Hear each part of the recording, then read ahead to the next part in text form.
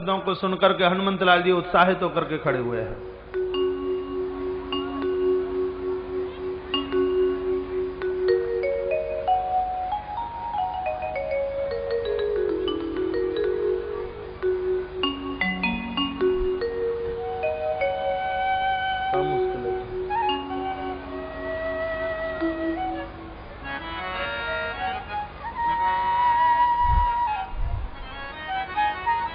हनुमान जी ने बड़ों के चरणों में वंदन किया, प्रणाम किया,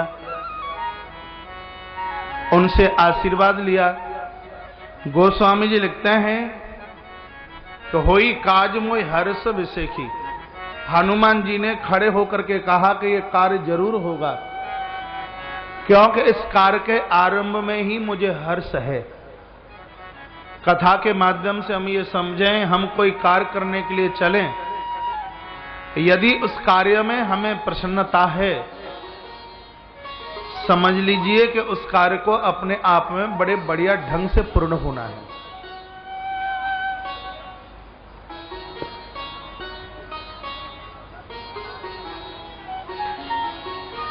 बोले हनुमान जी महाराज की जय हो। श्री रामचंद्र भगवान की जय हो। शंकर भगवान की जय हो। जय जय श्री राधे जय जय श्री राधे जय जय। श्री राधे श्याम। कहा जब तक भगवती माता जानकी की मैं खोज करके ना आ जाऊं, आप लोग मेरा इंतजार करना।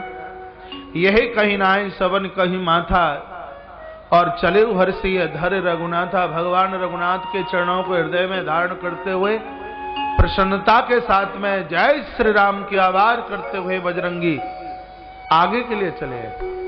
गोस्वामी जी ने लिखा है कि जैसे प्रभु श्री राम का मोह बाण चलता है, उसी प्रकार से महाराज ये बजरंगी की यात्रा, हनुमान जी की यात्रा आरंभ होती है। देवताओं ने परीक्षा के तौर पर रास्ते में एक पर्वत प्रकट कर दिया, स्वर्ण का, सोने का पर्वत। स्वर्ण का पर्वत हनुमान जी के सामने चल करके आया। क्यों? कहा व्यक्ति जब जीव भक्ति या भगवान के सामने पहुंचे तो बाधकता में ये दो ही चल करके आते हैं, एक है कंचन और एक है कामिनी। हनुमान जी के जीवन में भी सामने दो चल करके आए हैं। थोड़ा सा सोना भेज करके हनुमान जी को टटोलना चाहा कि स्वर्ण की लंका को देख करके कहीं हनुमान जी वहीं ना फंस जाएं, तो थोड़ी सी यहां इनकी परीक्षा ले लेनी चाहिए। मैनाक नाम का पर्वत चल करके आया और मैनाक पर्वत ने कहा हनुमान जी थक गए होंगे, परेशान हो गए होंगे, अब थोड़ा सा विश्राम कर लीजिए। हनुमान जी ने कहा राम कार्य कीने बिनु मोय कहां विश्राम। कथा हनुमान जी की नहीं, कथा मेरी और आपकी है। जब तक कार्य पूरा ना हो जाए तब तक विश्राम नहीं तो वो विश्राम हमें और आपको हराम बना देगा, हराम ही बना देगा। बजरंगी का कहना है कि जब तक कार्य में पूर्णता न मिल जाए तब तक विश्राम लेना नहीं है। मैनाक पर्वत से विदाई लेते हुए हनुमान आगे की तरफ चले हैं। तब देवताओं की मां रास्ते में सुरसा बड़ी सुंदर रूप धारण करके चल के आ गई। रास्ते में बैठी और बोली क्या लाल लाल बंदर ब्रह्मा ने मुझे खाने के लिए दिया है, आज मैं इसको खाकर अपनी क्षुधा की निवृत्ति करूंगी। हनुमान जी ने चरणों में वंदन किया, प्रणाम किया और कहा माता थोड़ा सा मुझे समय दे दीजिए। देखिए आपका ध्यान मेरी तरफ नहीं है, आप एकाग्रचित्त होकर के बैठिए, कथा में मुझे आनंद आएगा। और जब मेरा कथा में मन लगेगा तब ही आपको सुंदरकांड की कथा का आनंद आ सकता है। तो कथा में मेरा मन लगे उसके लिए आपके एकाग्रचित्ता की जरूरत है। इस समय 1% भी मेरा मन कथा में नहीं है। मैं आपको देख रहा हूं, कोई आगे देख रहा है, कोई पीछे देख रहा है, कोई अगल में देख रहा है, कोई बगल में देख रहा है, कोई सहेली को बात कर रही है। एकाग्र भाव से रीढ़ की हड्डी सीधी कीजिए और बैठिए। आरती के बाद में जैसे आप बैठे थे वैसे ही बैठिए। कार्य को आरंभ करना बहुत सरल है। हम कितनी बार कहते हैं कि पैसों से सब कुछ नहीं होता। इतना बड़ा विराट आयोजन ये नहीं कहीं भी और कोई भी भगवत कृपा के बिना, ठाकुर जी की कृपा के बिना वो पूरा हो ही नहीं सकता। यदि कोई व्यक्ति ये कहे कि हमने किया, हमारे द्वारा हुआ, तो ये उसकी अज्ञानता है। परेशानी तो बहुत भारी थी लेकिन वो टल गई है। बड़ी दिक्कतें आई हैं अनुष्ठान में, आयोजन में। आई थी पहाड़ बन करके, लेकिन रज बन करके उड़ गई महाराज वो ऊपर से। एक नहीं अनेक नहीं। वर्षा ने भी अपना पूरा प्रभाव दिखाया, कल पवन देव ने भी अपना पूरा प्रभाव दिखाया। उन्हीं देवों में से अग्निदेव भगवान ने कहा जरा मेरा भी रेस्पेक्ट कीजिए, सम्मान कीजिए। हम प्रणाम करते हैं, वंदन करते हैं, भगवान को हम प्रणाम करते हैं। बहुत बड़ी कृपा है भगवान की, और उनकी कृपा से ही ये सब संभवतः। कार्यकर्ता बंधुओं से निवेदन, आपकी आवाज आगे तक आ रही है, आपके बगल वाला भी ना सुन पाइए, जगह तो दूर है। और अब सब ठीक से बैठे हैं, अब इनकी पीछे व्यवस्था कर दी जाए। आयोजन बहुत बढ़िया तरह से ढंग से संपन्न होगा।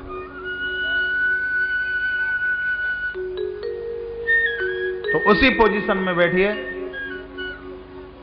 सुरसा को हनुमान जी प्रणाम करते हैं, वंदन करते हैं, कहते हैं माता राम काज कर फिर मैं आवहूं, सीता कही सुधि प्रभु है सुनावहूं, तब तब बदन पेठियहूं आई, और सत्य कहूं मोही जानदि माई।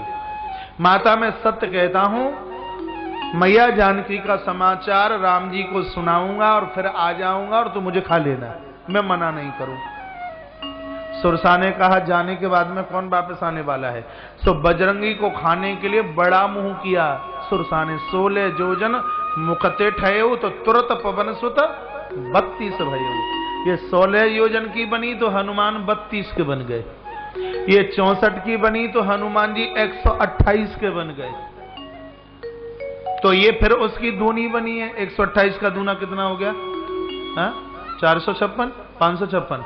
अब जितना आप देख लीजिए जितना होता है, ये जितनी बनी उसका दूना फिर हनुमान ने सोचा कि इसको तो जीतना बड़ा मुश्किल है, बड़ा बन करके इसको नहीं जीता जा सकता, इसको तो छोटा बन करके जीता जाएगा। तो हनुमान जी इतने छोटे बन गए और इसके मुंह में घुस गए और चक्कर लगा करके बाहर आए। कहा मैया तेरी लीवर और किडनी में इतनी ताकत नहीं है कि वो इस बंदर को पचा ले, इसलिए माता मैं चलता हूं। सुरसा लोभ है। कथा की असलियत जो हमारा कथा में 30% एक्स्ट्रा होता है उसको ध्यान से जरूर सुने। जो कथा का एक पलटा है उसको जरूर सुने। सुरसा लोभ है। लोभ को बड़ा बन करके जीत नहीं सकते, लोभ को छोटा बन करके आप जीत पाओगे। लोभ का मुंह बहुत बड़ा है, खुला हुआ मुंह है लोभ का। हनुमान जी बहुत छोटे बने हैं, अंदर तक गए हैं, वापस आए हैं। सुरसा माता की आंखें भर आई और कहा कि राम काज सब करिए हूं, तुम बल बुद्धि निधान। अरे बुद्धि में तुम बहुत आगे हो, हम तो तुम्हारी परीक्षा के लिए आए थे। आस दे गई सो हरसी चले हनुमान। खूब आशीर्वाद इसने दिया। हनुमंत लाल जी प्रसन्न होकर के और आगे चले हैं। तो एक घटना और घट गई है। भजन करने के लिए चलोगे बड़ी परेशानियां, बड़ी दिक्कतें आएंगी। आगे चले तो क्या हुआ? निश्चर एक सिंधु मई रहेगी। इस सागर में एक ऐसी निशाचरी रहती है जिसका नाम है सिंह का। पुराणों के अंतर्गत मिलता है, इसका नाम है सिंह का। इसकी विशेषता यह है कि जीव जंतु जे ही गगन उड़ाई। जो जीव जंतु आकाश में उड़ते हैं उनको खाती है।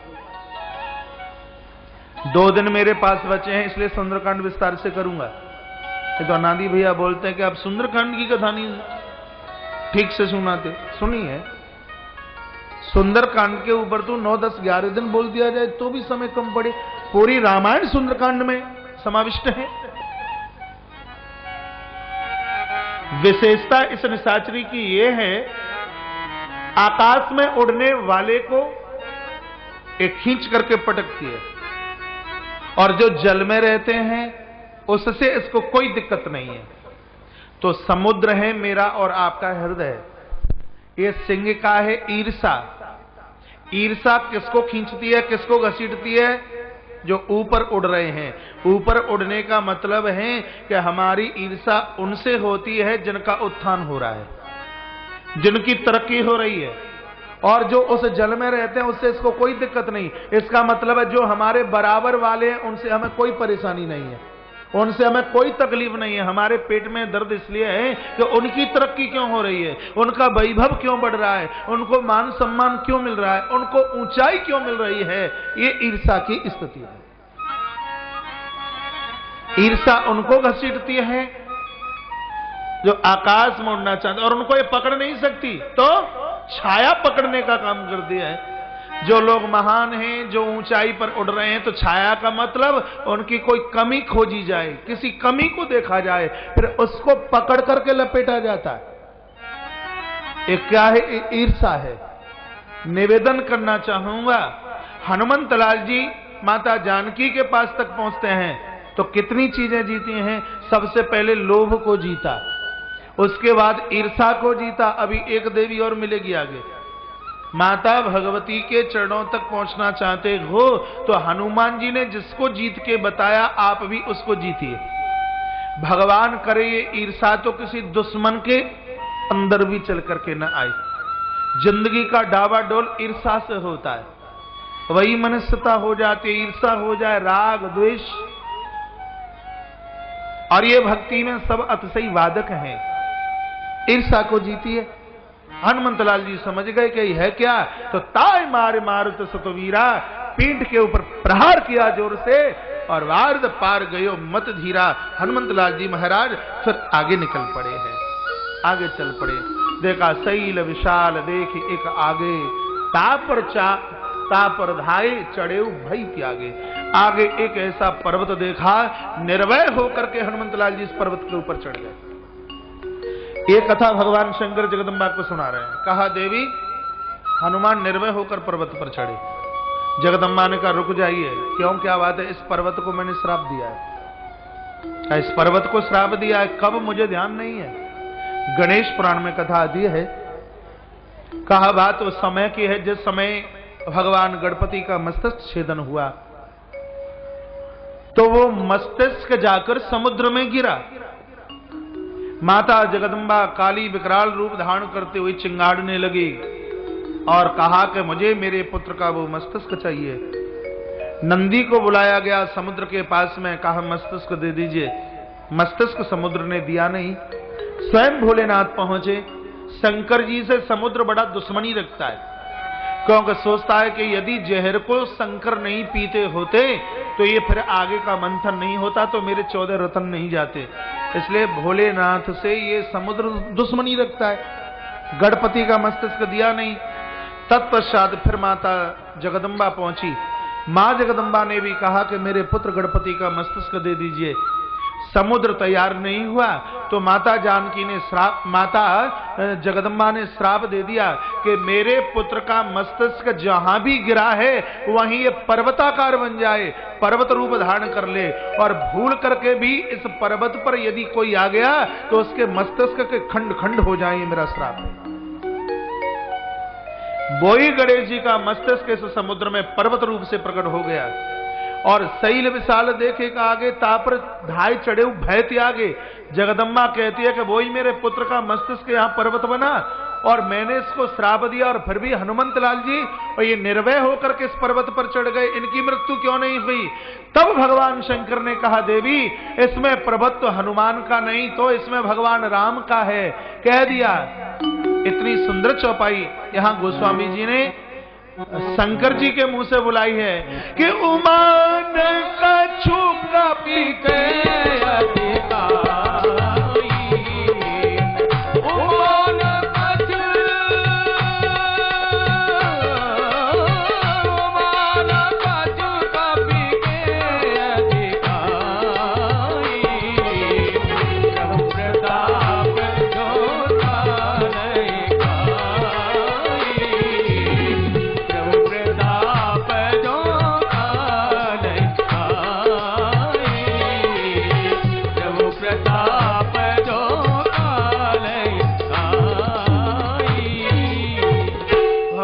तुलसीनाथ कहते हैं कि देवी इसमें हनुमंतलाल जी की कोई भी प्रभुता ही नहीं। जब भगवान की कृपा होती है तो भक्त काल का भी भक्षण कर जाता है। ये भगवान शंकर के शब्द है।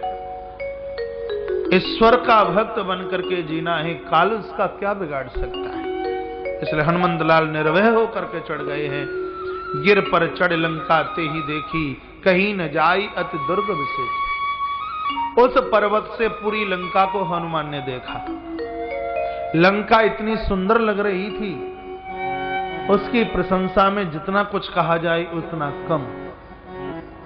लिखा है, बड़ी सुंदर छंद है, आती हो बोलना। कनक कोट विचित्र मन कृत सुंदर रायत नागना। कनक कोट विचित्र कृत सुंदर रायत नागना। चौहट घट ढोवट बीति तारु पूर्व विधि बना। चौहट घट ढोवट बीति तारु पूर्व विधि बना। गजवाद का चरण कर पद गद बनु धनि भोगने। गजवाद का चरण कर पद गद बनु धनि भोगने। बहुरूप तिथितर दूतयते वचन मरण नहीं बने। बहुरूप तिथितर दूतयते वचन मरण नहीं। मन भाग उपवन वाटिका सरकूप मापी सोही। मन भाग उपवन वाटिका सरकूप मापी सोही। नर नारग शोर गंधर्व कन्या रूप मुनि मन होवगे। कनक कोट विचित्र कनिकट सुंदरायत नागना। बोले रामचंद्र भगवान की। जय। लंका की सुंदरता का वर्णन गोस्वामी जी ने बड़े ढंग से किया। लोगों ने कहा बाबा लंका में राक्षस रहते हैं, निशाचर रहते हैं, और आप इतनी सुंदरता का वर्णन कर रहे हैं। गोस्वामी जी बोले देखिए भाई, लंका कैसी भी रही हो ये मैं नहीं जानता, मुझे नहीं पता, लेकिन लंका की एक विशेषता मेरी आंख के सामने जरूर नाच रही है। क्या विशेषता है? कि लंका में अशोक वाटिका है। लंका जीवन का नाम है, अशोक वाटिका हृदय का नाम है। विशेषता यह है कि अशोक वाटिका में भगवती जानकी बैठी है।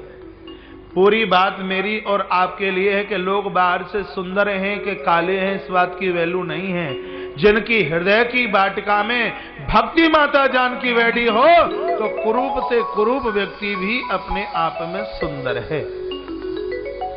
बाहर से हमारा रूप कैसा है वैल्यू उसकी नहीं है।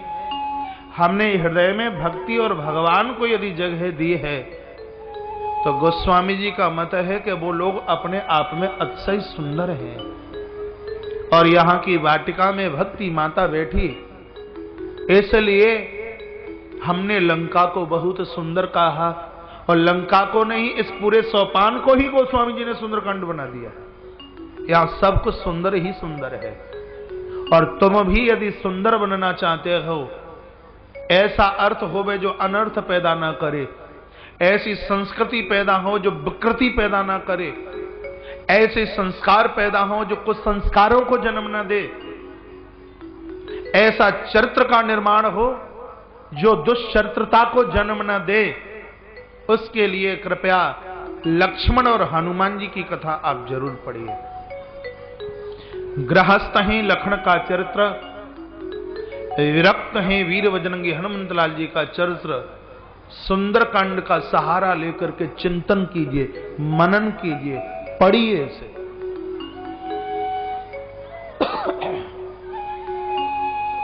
तत्पश्चात रात्रि का समय हुआ। हनुमान सोचने लगे कि लंका प्रवेश करूं, लोग पहचान लेंगे, क्या करूं? तो मशक समान रूप कपिधरी। हिंदी साहित्य में मशक के दो अर्थ हैं, एक तो मशक मच्छर को कहते हैं और एक मशक जंगल की बिल्ली को कहता है, बिलाव। वो रूप हनुमान जी ने रखा, मशक समान रूप कपिधरी और लंका ही चले हु सुमिरी नरहरि। लंका में हनुमान छोटा रूप धारण करके प्रवेश कर रहे हैं तो नरहरि को वंदन प्रणाम किया। इस नरहरि के कई अर्थ हैं। एक तो नरहरि का अर्थ यह है कि नरसिंह भगवान, किसी नए नगर में आप प्रवेश करें, वहां कोई तकलीफ ना आए, दिक्कत ना आए, परेशानी ना आए, तो नरसिंह देव भगवान का आह्वान कीजिए। मृत्यु को टालते हैं भगवान नरसिंह देव। प्रहलाद के इष्ट, मेरे और आपके भी भगवान प्रभु श्री नरसिंह देव, उनका आवाहन हनुमंत लाल जी ने किया। अथवा नरहरि का अर्थ यह भी है कि हिंदी साहित्य में नर कहते हैं मनुष्य को और हरि कहते हैं बंदर को। तो मनुष्य के रूप में भगवान राम और बंदर के रूप में श्री सुग्रीव। तो यहां प्रवेश करते समय हनुमंत लाल जी ने भगवान राम और अपने सम्राट श्री सुग्रीव जी महाराज को भी अपने ध्यान में लिया। और नरहरि का अर्थ यह भी है, नर कहा गया लखनलाल को और हरि कहा गया परमात्मा राम को। जब हनुमंत लाल जी ने लंका में प्रवेश किया तो हनुमंत लाल जी ने प्रभु राम और बांके लखनलाल दोनों का आवाहन किया। नरहरि के कई अर्थ अपने अब में हैं, 3-4 आपको बताए हैं, अच्छा लगे वो देख लेना। लंका ही चले सुमिरी नरहरि। नरहरि का अर्थ यहां इष्ट से है। आप कहीं प्रस्थान करते हैं, अपने इष्ट का आवाहन कीजिए, आपकी यात्रा पूरी हो जाए तो भी अपने इष्ट का आह्वान कीजिए। इसका मतलब क्या है? इसका अर्थ यह है कि आप ऑफिस जा रहे हैं, फैक्ट्री जा रहे हैं, अपनी सरकारी नौकरी जा रहे हैं, आपके घर में जो मंदिर बना हुआ है उस मंदिर में प्रणाम कीजिए और कहिए मैं 2 घंटे के लिए, 4 घंटे के लिए या 10 घंटे के लिए या 10 दिन के लिए या 1 महीने के लिए या 1 वर्ष के लिए बाहर जा रहा हूं। भगवान और कुछ मांगता नहीं, मांग इतनी सी है कि मुझे द्वारा से दर्शन आपका हो जाए। ऐसा कहकर चल पड़िए। भगवान 2 रूप से आपके संग चलेगा, एक रूप आगे होगा, एक रूप भगवान का पीछे होगा। परमात्मा विचार करेंगे यदि द्वारा से इसको मेरा दर्शन नहीं हुआ तो मेरे मंदिर की बदनामी हो जाएगी, पांव में कांटा भी नहीं लगेगा, सुरक्षित आप घर वापस आ जाएंगे। और जब घर में प्रवेश करें तो बच्चों को बाद में मिलना, चाहे आप फैक्ट्री से आ रहे हैं, दुकान से आ रहे हैं, बाहर से आ रहे हैं, घर में जो मंदिर बना है पहले वहीं प्रणाम कीजिए और कहिए भगवान आपकी कृपा से मेरी यात्रा सुखद रही, बढ़िया रही। इस नरहरि का अर्थ ये है महाराज। इन चौपाइयों के ऊपर तो जितना विस्तार किया जाए उतना कम है। अपने आप को टटोलिए, आप में ऐसे कितने लोग हैं, बड़े बड़े बिजनेसमैन, उद्योगपति लोग बैठे हैं, सरकारी कर्मचारी, अधिकारी लोग बैठे हैं, कितने लोग घर छोड़ते हैं भगवान को प्रणाम करके। आप में ऐसे बहुत से लोग हैं जो हमारे सानिध्यता में रहे हैं, देखा है उन्होंने व्यासपीठ तक आते हैं तो भगवान को प्रणाम करके बस यही बोलते हैं कि प्रभु और कुछ नहीं मांग रहे, बस आके द्वारा से तुम्हारा दर्शन हो जाए।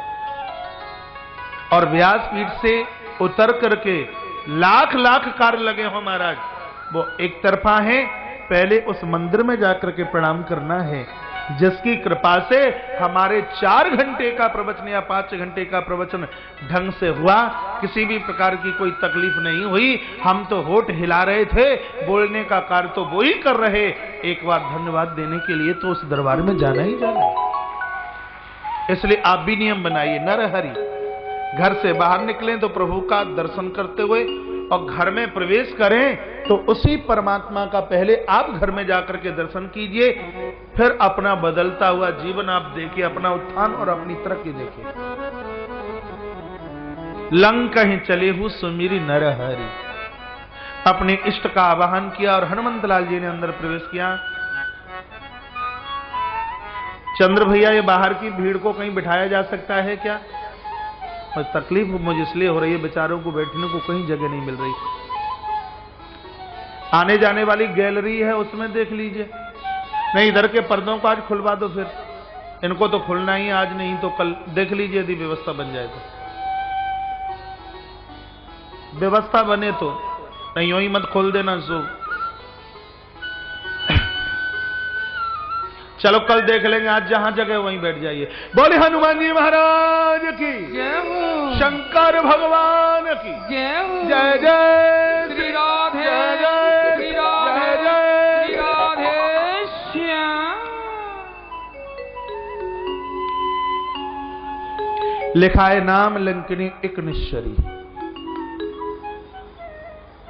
लंका में एक निशाचरी रहती है जिसका नाम है लंकिनी। दो को जीता, ये तीसरी और मिल गई। दो को तो जीत लिया, ये तीसरी और मिल गई, इसका नाम है लंकिनी। इसको यदि बढ़िया भाषा में समझ लिया जाए तो इसका नाम है मोह। रात्रि को जागती है। हनुमंत लाल जी को इसने जाते हुए देखा और क्या बोली है कि जाने नहीं मरम सठ मोरा। तू मेरे मरम को नहीं जानता। मोर आहार लंक कर चोरा। तू मेरा भोजन और लंका का चोर है, और मेरे होते हुए लंका में कोई चोर प्रवेश कर ले तो मेरी तो यहां इस दरवाजे पर रक्षादारी करना ही फिर विफल है। हनुमंत लाल जी को इतना बुरा लगा और हनुमान जी ने कहा, तू मुझे चोर कहती है, और जो दूसरों की बहू और बेटियों का हरण करे और लंका में वो रहता है और उसको तू साहूकार समझती है? मैं भगवान का काम करने के लिए निकला तो मैं चोर, और एक डाकू तेरी इस लंका में बैठा हुआ है जो दूसरों की बहू बेटियों की चोरी करता है और उसको तू साहूकार समझती है? और इतने पर भी वो ना मानी तो पीठ के ऊपर ऐसा प्रहार हनुमान जी ने किया है कि रुधिर बमत महाराज मुंह से रुद्र की धार फूटी और धरनी डन मनी और धरती पर आकर के गिर पड़ी। बिकल होश तही कप के मारे।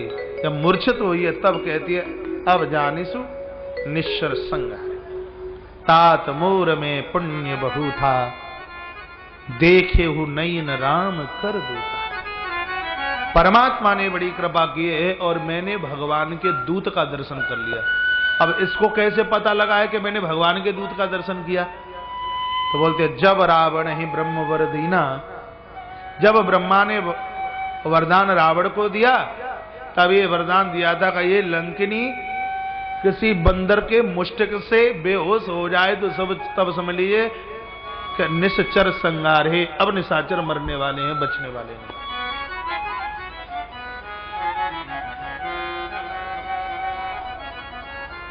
पुलिस बल से ये मेरा निवेदन होगा कि दोनों तरफ की गुफा बंद कर दी जाए। पीछे मंदिर में इतना हल्ला गुल्ला हो रहा है कि कथा कहना मुश्किल है।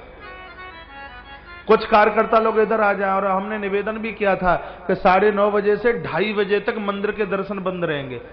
पूरा मंदिर भरा हुआ है पीछे, यहां के दरवाजे बंद किए जाएं। 2:30 बजे के बाद में मंदिर का दर्शन खुलेगा।